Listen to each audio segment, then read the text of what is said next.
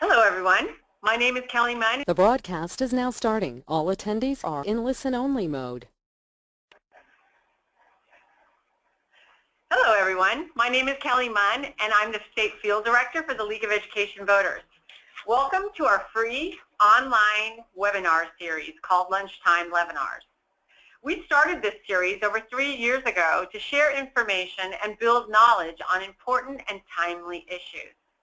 We are pleased to offer these webinars thanks to the generous support of our sponsor, the Boeing Company.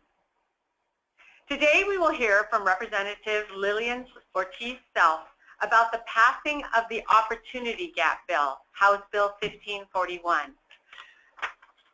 Representative Ortiz-Self will explain what the bill does and the next steps towards implementation. A few housekeeping items before we begin.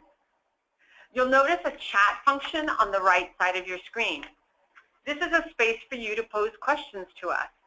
As always, feel free to send any feedback about the webinar quality to us on that chat function or at info@educationvoters.org.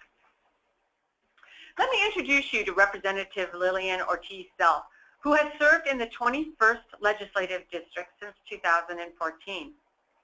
Representative Ortiz-Self has served in education and public health for many years. She's been a school counselor in the Everett School District since 2000 and has prior experience as director of a mental health center and the education advisor to the Department of Children and Family Services. Representative Ortiz-Self has been the Vice Chair of the House Education Committee and serves on the Education Opportunity Gap and Oversight Committee. The representative is a tireless advocate for children and specifically for the most underserved children in our community. I welcome Representative Ortiz-Self. Thank you very much. It's my pleasure to be here. I am going to go ahead and give an overview of House Bill 1541 and how did we get here, and I hope to leave and explain it a little bit and hope to leave enough time where I can answer some questions. So first, let me just say that Substitute House Bill 1541 went into effect on June 9th. It was created to implement strategies that were based on recommendations from the Education Opportunity Gap, Oversight, and Accountability Committee, which is quite a mouthful. The EOGOAC Committee was created in 2009, and it came from some recommendations from the Achievement Gap studies that were conducted in 2008. It has 6 legislative members. I am one of the co-chairs of that committee. We meet monthly. We have 6 legislative members, a representative of the Office of Education Ombuds, OSPI, and 5 members representing the state ethnic commissions and federally recognized tribes. So very quickly, I'll tell you that Senator John McCoy, myself, and I believe your PowerPoint says Frida Takamura from the Commission of Asian Pacific American Affairs, co-chair the committee. I will just say that we just recently, Frida stepped down, and it is Sally Brownsfield now that co-chairs from the community perspective. So we have a community chair, a representative, and a senator that we work together to co-chair the committee. We do have 4 members of the House and Senate. However, to be honest with you, there's 2 members that haven't been at the committee meetings. And so we're in the process of deciding whether or not, or they're deciding whether or not they can make that work for their schedules.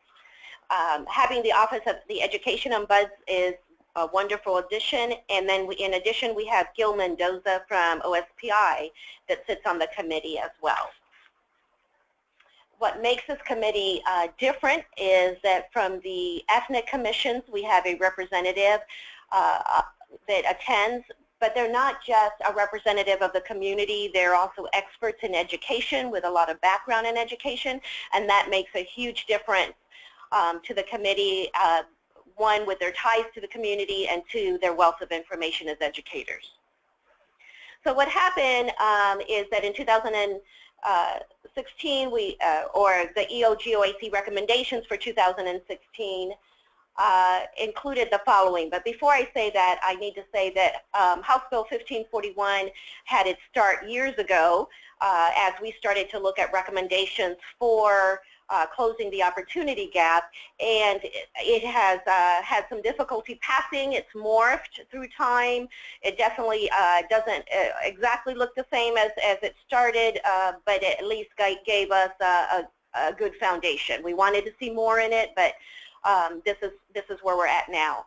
But our recommendations for this last year from the Education Opportunity Gap Committee, Achievement Committee, were the following that you have, I believe, on your PowerPoint.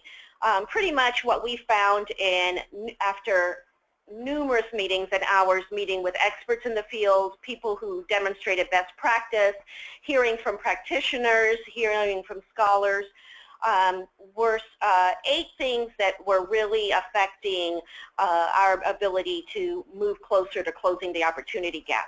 Those things were a huge disparity in the length of time students of color were excluded from school due to suspensions and expulsions, and their ability to re-engage back into the process as far as access, an advocate to help them understand the parents' due process, etc. We also found that the cultural competence of current and future educators and classified staff was all over the place in the state of Washington. So there were staff members and teachers who were telling us, and administrators that were telling us that they need more training in this area, especially as their student population and demographics was changing at a rapid rate in some areas.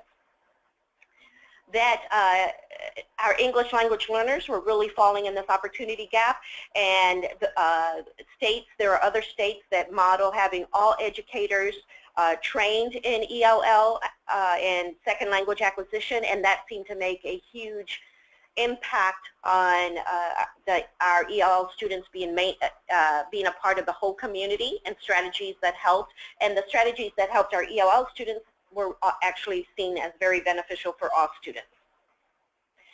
We also found that there were populations of students that were hidden in the desegregation of student demographic data.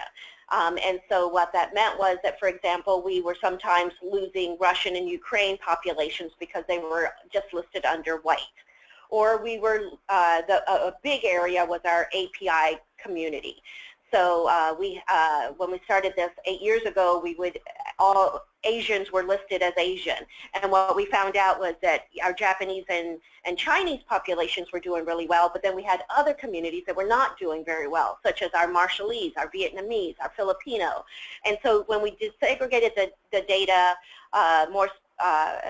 in more detail, we found out we were able to find the populations of students that were struggling. The other recommendation was the need to invest in the recruitment, hiring, and retention of educators of color. We heard over and over again from our community and our studies and our parents and our students this sense of not seeing themselves and not understanding the climate, not knowing how to fit into our school climate, and that need to have other voices that represented our communities in our school system. And then, of course, the whole issue of integrated student services and family engagement practices. And what that means is that we know that children come to us with a modality of needs. Children come to us and we need to have a whole child approach. If they're hungry, if they don't have transportation, if they're homeless, if their parents lost their job, if they have mental illness, if they have substance abuse, all of this affects their ability to perform and reach academic success.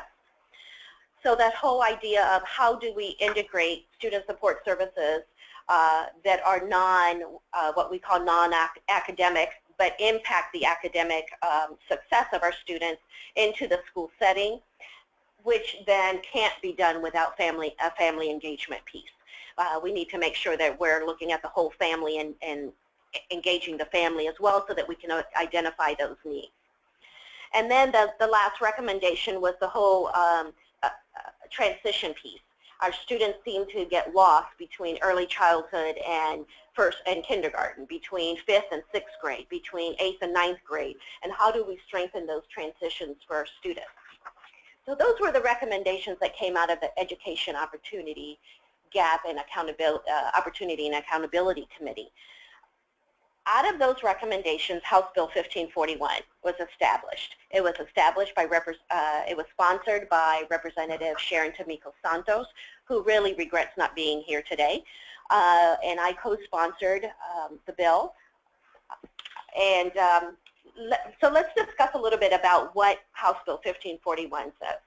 So under this new law, students will no longer be suspended or expelled for discretionary offenses. One of the things that we found was that students across the state of Washington, there was a discrepancy between students being suspended and expelled for discretionary offenses and mandatory offenses. So mandatory offenses, we're going to explain a little bit more what that means in discretionary. But discretionary basically was all those, and it has now been defined by OSPI. There was a work group to define our the level of offenses. And discretionary offenses, a lot of them fell under failure to comply. And we found this huge discrepancy from everything from refusing to bring pencils or being prepared to class to, you know, cussing at a teacher to the whole gamut. And so kids were being suspended and expelled for these discretionary offenses. And by and large, on a 4-to-1 basis, there were kids of color. The other thing that that House Bill 1541 puts in the bill is that if a student is suspended or expelled, they will receive educational services. So once we expelled them, they could be expelled for a year. They could, you know, and we didn't provide anything for them. That no longer can be the case. We need to provide them educational services, and that it is highly encouraged, and school staff should be provided with new trainings that are sensitive to the culture and positive support of all students' growth. So that you're going to see a lot of emphasis on training of staff, both in discipline, de-escalation kinds of methods, as well as culturally competent methods to deal with the disparity that we see in our students. Let's talk a little bit more about student discipline. What that means is, so what this bill addresses is, like I said, you can no longer suspend educational services to a student. All students must be educated no matter what setting, no matter what happens to them. Students always have the opportunity to receive educational services, and the caveat to that is that it should be comparable, equitable, and appropriate to the student's needs. So a 1-hour tutoring is not going to pass the comparable, equitable, and appropriate test, if you will.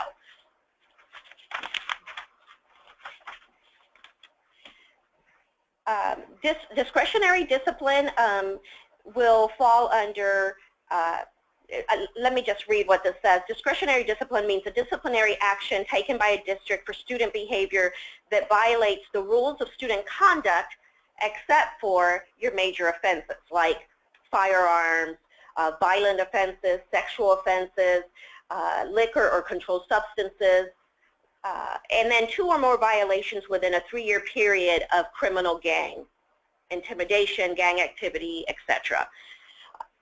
So it's really trying to differentiate between the major offenses and those that the federal government has said are mandatory offenses, and taking us back to the zero tolerance, if you will, from the discretionary offenses that come out of just violating rules of student conduct.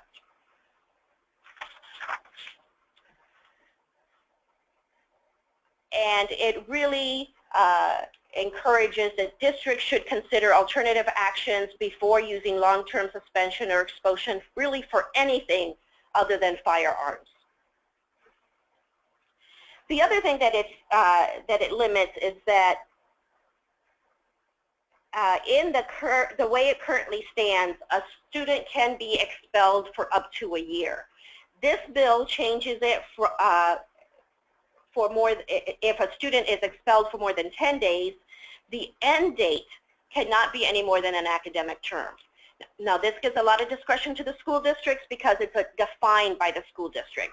So if the school district operates on a quarter system, the student cannot be expelled for longer than that quarter.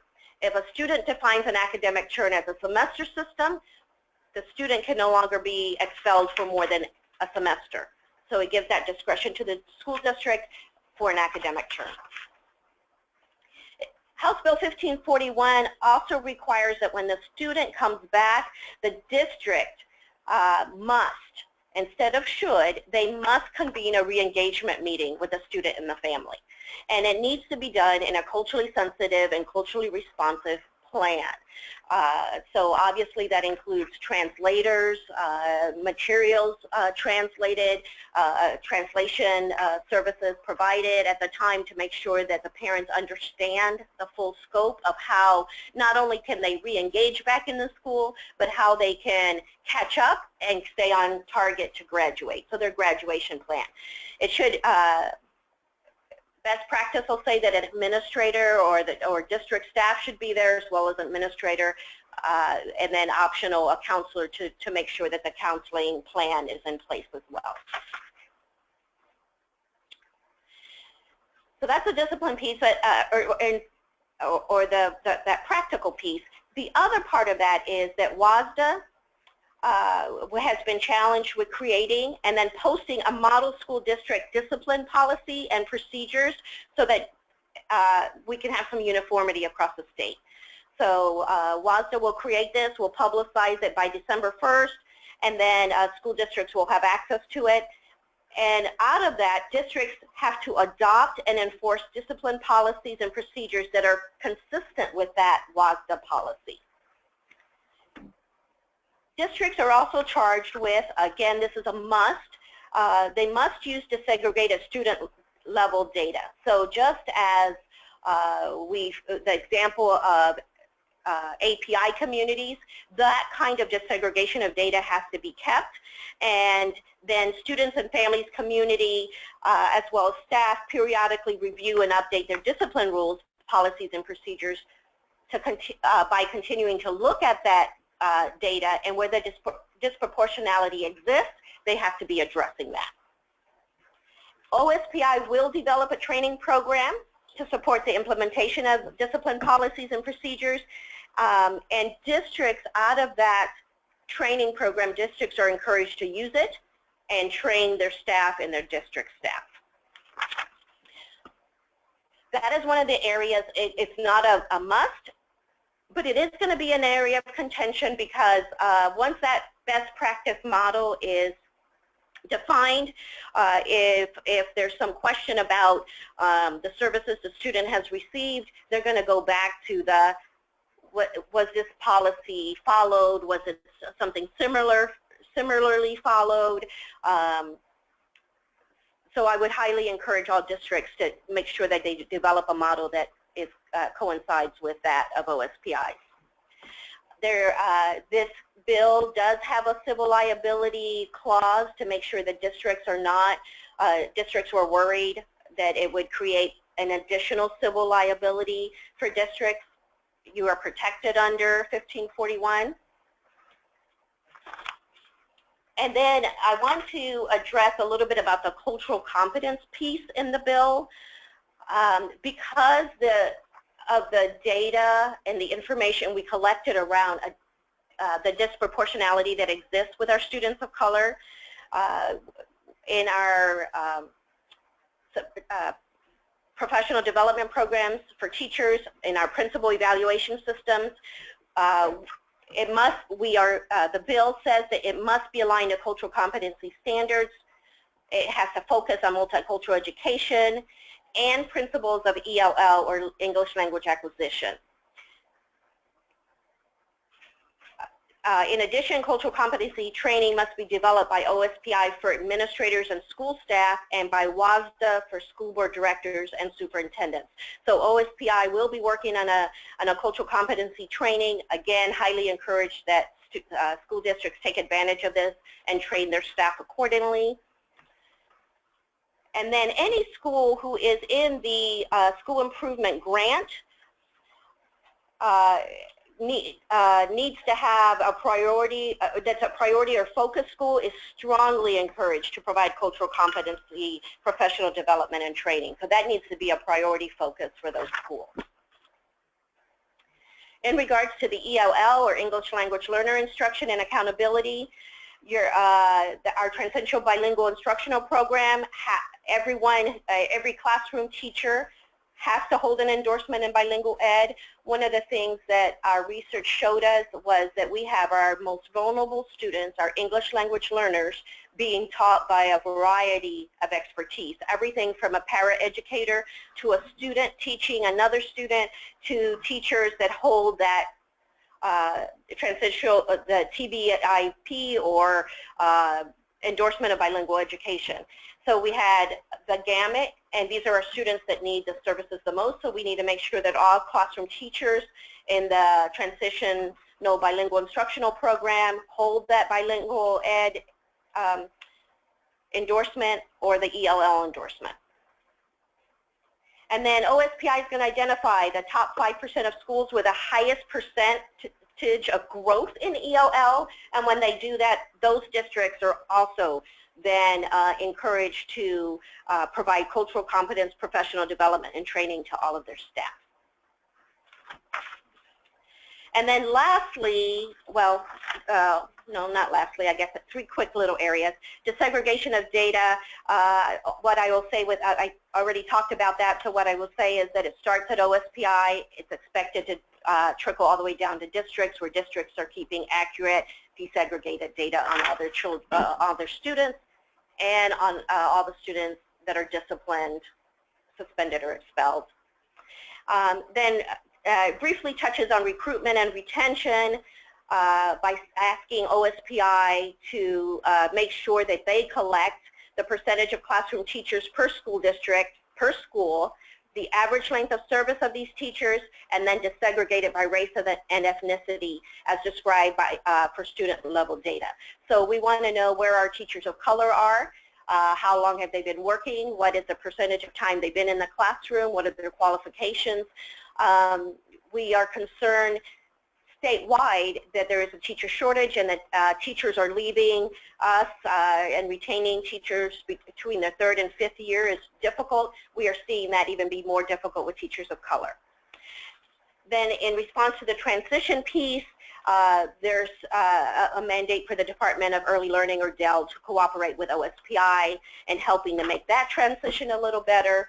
And then now lastly, I will say that it charges OSPI with opening CISO back up again, the department that looked at integrated student services for family and family engagement. So it's going to, it charges OSPI with making sure it looks at best practices around services, or what we call non-academic services for our students.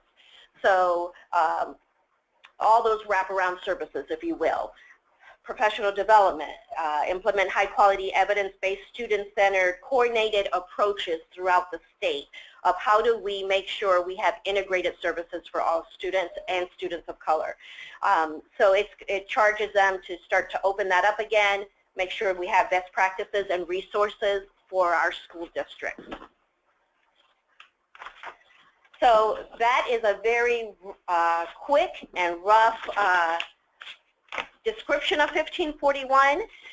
Let me tell you that a couple next steps that are pending out there. One is we continue to look at the teacher shortage and how do we recruit and retain teachers, not just teachers of color, but all teachers, and how do we make sure they're coming to us with the necessary cultural competency skills and the de-escalation skills to work with all kids.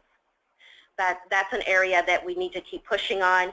Another area is the whole integrated student support.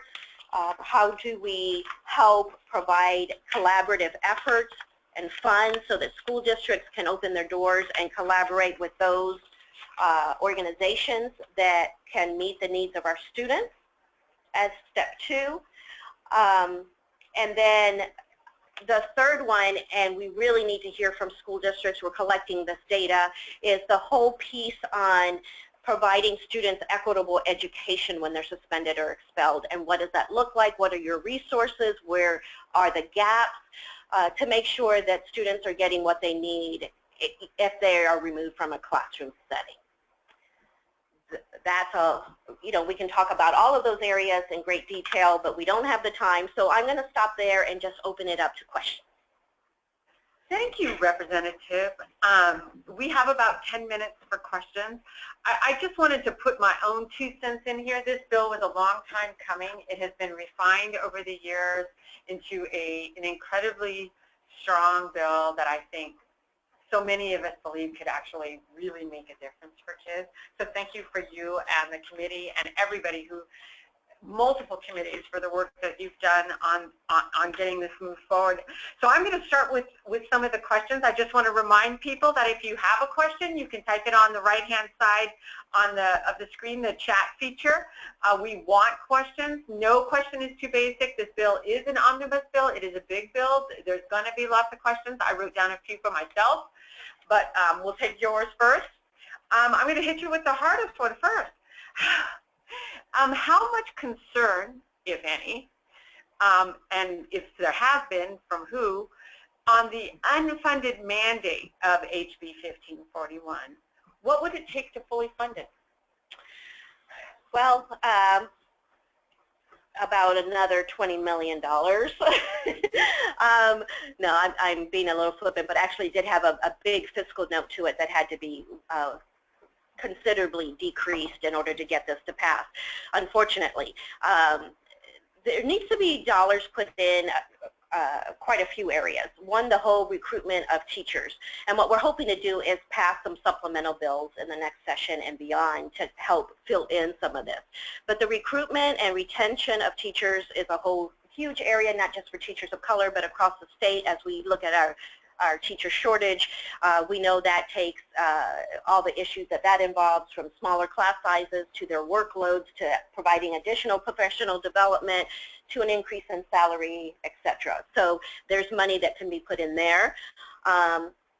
There's a lot of concern that we hear from our workforce that says it's not even the money as much as the professional development and support that we need in the field. It feels often very isolating and lonely to be out there and try to be an expert in everything. So trying to provide those support services for our staff. And then one that's very dear to my heart as a school counselor and a mental health counselor is the integrated student supports. We need to have funding where we can coordinate and free up staff time and support staff in our schools to be able to collaborate with our community agencies, bringing them into our schools and making sure that we are addressing some very pertinent student needs. You know, the most basic example is hungry children can't learn. Right? You know, so you have children that are hungry, children that are hurting, or healthcare, etc. And we need to be able to address those needs if we really want to see academic success. Do you think, I'm going to do a follow-up question on that, do you think it's possible to roll that in any way with the McCleary funding? That is some of the things we're trying to do with some of the supplemental bills. So as we look, for example, there's a family engagement piece in here. As we look at changing the school model to adequately fund family engagement coordinators that can do some of this engagement piece for us, that could be part of that. As we look at, you know, obviously the whole teacher retention and recruitment and salaries is going to be part of McCleary. That'll be a big part of that. Base education, that does not mean expelling kids without education. It means making sure we have the additional dollars needed to provide alternative educational options for our kids. That needs to be part of that basic education conversation. So yes, absolutely. Following up on the teachers and recruiting teachers, what can we do to recruit teachers from the immigrant population in our state? Oh, that's $1 million question. We have in our Education Opportunity Gap Committee, we have looked at different models, but there's several things that have come to mind. A few of them we addressed last session, one of which was we had a lot of students who said they cannot afford to student teach because they don't get paid during student teaching and they have to work. So last year I was glad to put in an amendment to a bill that allows for stipends for student teachers while they're teaching if they qualify for Pell grants and qualify income-wise. So that's one step. But we also have to have programs in our K-12 system that encourage that. We need some educational programs where students can see that. We'd love to see teachers of color in our school system so that immigrant students can see themselves in the profession. We need some mentoring programs. We need financial assistance. Student debt is really high, and when you have to leave the school system with a $40,000, $50,000 student debt to become a teacher, that is a hindrance to many students. So there's numerous answers to that question. Thank you. I've heard all of them in different places, so it was nice to hear them all at once. And looking forward to seeing some bills next session. Absolutely, yeah. Me too. So this is a good overarching question. How much? Wait a second, wrong question. Do you know who the point people are to ensure we're in implementation for these different elements of this bill? Definitely it'll be OSPI, and I understand, and it'll depend on which area. I would start with Gil Mendoza probably, as he sits on the Education Opportunity Gap Committee and is a point person, and he can send you out from there. And then the director of CISL, whoever heads up that department, which I'm not sure has been named yet, will be the person for all the wraparound integrated student supports. Okay. So I just want to do a reminder to the people listening that we probably have time for one or two more questions. If you have a question, just go ahead and type it in. In the meantime, I think I'll ask one of the questions. I don't see any coming in. I heard that the words must, should, encourage, strongly encourage. Can you briefly outline what that means? So if it says must, you have to do it. If it says should, it's referring to best practice. This is what you should be doing. This is your best practice. And then highly encouraged means that, again, there's an understanding that we know there's probably money involved in that, but you should really look at the issue and see if you can prioritize that. So it's more of a prioritization, if you will. But the key part in here is look at the areas where it says must and should, because that's going to be your absolute and your best practice. Thank you. I think we have one more question coming in. In the meantime, we will wrap up in about 2 minutes.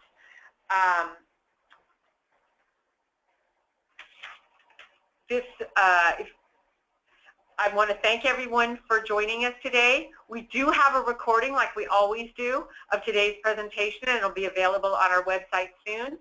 And please feel free to download it and share it with your friends and colleagues. I'm going to take this one last question, and we'll be done. How have schools and districts reacted to passage of HB 1541? Are they embracing it? I would that's probably a better question for OSPI than I, although I just had this conversation with them and asked, what's your feedback, what are you hearing? And they said it has been pretty positive. There has been some questions regarding clarification of things. Making sure that, for example, one of the questions that came out was, what is an academic term? Do we really have, is that a quarter, is it a semester? Do we have the right to define that? Yes, you do, based on how your school district operates. Probably the two biggest questions that they said have been raised is the one around equitable education alternatives for students. How do they access those? What is considered equitable education? So that's probably the biggest question. And then the second one is, when will we have more school models and best practices around those integrated student supports and how to access some of those and what school districts are doing that the best? that we can access ourselves. But by and large, I think school districts have realized that it is important that we close this disparity that exists. The facts and the statistics speak loudly. It's there. Everyone acknowledges that. Of course, I'm sure that there are many districts that wish that there were a lot more funding to go along with these requests. But in the meantime, we need to make sure that we are providing all students in the state of Washington an equitable education, and we can't have this kind of disparity existing in our state. That's not who we're about. And I think our school districts know that and want to make sure that they do their effort on that as well. Thank you.